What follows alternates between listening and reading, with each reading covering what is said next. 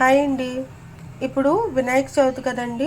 So Vinayaka చవితికి మేము గొన్న శనగపప్పు మోదక్ చేస్తున్నామండి.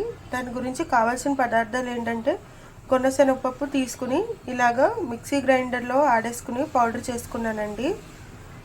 ఆ తర్వాత షుగరు అలాగే ఇలాచీ పౌడర్ అండి. సో షుగర్ కూడా నేను గ్రైండ్ చేసేసి ఇలాచీ అందులో వేసేసి ఆడేసానండి. ఆ తర్వాత మనకు కావాల్సిన కొబ్బరికాయ అండి. కొబ్బరికాయ కూడా కొట్టేసి దాన్ని చిన్న చిన్న ముక్కల కింద చేసేసి మిక్సీ గ్రైండర్లో వేసేసి ఆడేసి ఇలాగా గ్రైండ్ చేసుకుని పెట్టుకున్నామండి. ఇప్పుడు ప్రాసెస్లోకి వెళ్దాం. ఓకే అండి, క్వాంటిటీ అయితే నేను చెప్పలేదు. క్వాంటిటీ గురించి మేము 1 కప్పు గొనశనగపప్పు పౌడరు, అలాగే 1 కప్పు షుగర్ అండ్ ఇలాచీ కలిపేసి పౌడర్ అండి.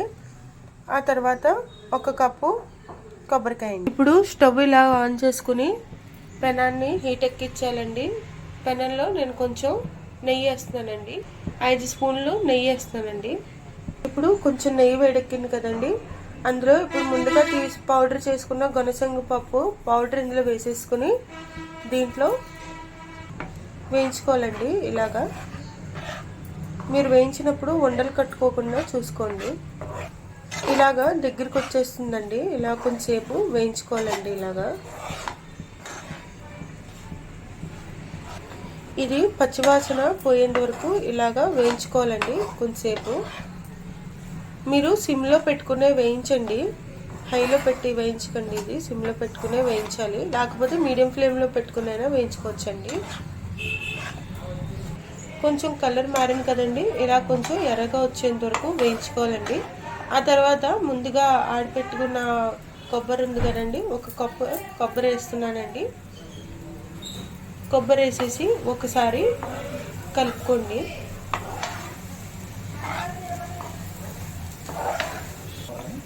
ఇలాగా విడివిడిలాడుతూ వచ్చేంత వరకు వేయించుకోవాలండి.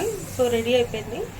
నెక్స్ట్ మనం ఏదైతే షుగర్ అండ్ ఇలాచీ కలిపేసి ఆడుకున్నాం కదండి, అది కూడా ఇందులో వేసేసుకుని కొంచెం దగ్గర పడేంత వరకు వేయించాలండి. అంటే షుగర్ కూడా వేడికి పాకం అయిపోతుంది కదండి, దగ్గరికి వచ్చేస్తుంది ఆటోమేటిక్గా.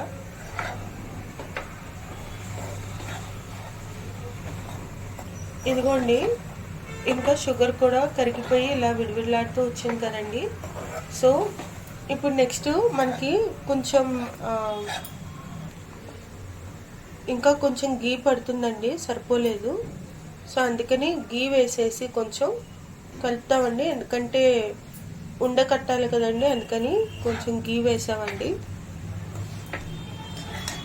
మీరు ముందు కొంచెం వేసుకోండి, కొంచెం వేసుకుని ఆ తర్వాత సరిపోతే మళ్ళీ లాస్ట్లో మళ్ళీ వేసుకుని ఇలాగా కలుపుకోండి. మీరు వండ కిందైనా చేసుకోవచ్చు, లేదా మనం మోదక్ ఇది ఉంటుంది కదండి, మోదక్కలో పెట్టేసి మనం మోదక్లా షేప్ చేసుకుని కూడా పెట్టుకోవచ్చండి. ఇది కొంచెంసేపు చల్లారాక మనం మోదక్కలు చేసుకుందామండి. ఇంతక మనం కలుపుకున్నాం కదండి, ఆ కలుపుకుంది చల్లార్చామండి. చల్లార్చాక ఇలాగా వండల కింద చుట్టేసుకోవాలండి. వండల కింద చుట్టేసుకుని ఇలాగా ఒక బౌల్లో పెట్టుకోవాలండి. ఆ తర్వాత వినాయకుడికి నైవేద్యం పెట్టుకోండి. అదండి ఈనాటి వీడియో. ఈ వీడియో కనుక మీకు నచ్చినట్లయితే లైక్ చేయండి, షేర్ చేయండి, కామెంట్ చేయండి, అలాగే సబ్స్క్రైబ్ కూడా చేయండి. మరిన్ని వీడియోలు కావాలంటే బెల్ ఐకాన్ని నొక్కండి. అలాగే ఈ రెసిపీ మీరు ఇంట్లో ట్రై చేసి ఎలా ఉంది ఏంటి అనేది మా కామెంట్ సెక్షన్లో పెట్టండి. హ్యాపీ గణేష్ చతుర్థి. ఇవాళ 2వ రోజు కదండి. సో 2వ రోజుకి ఇలాగా వినాయకుడికి గొన్న శనగపప్పు మోదక్ చేసామండి. సో మోదక్ అయినా ఉండాలైనా ఒకటేనండి. Thanks for watching.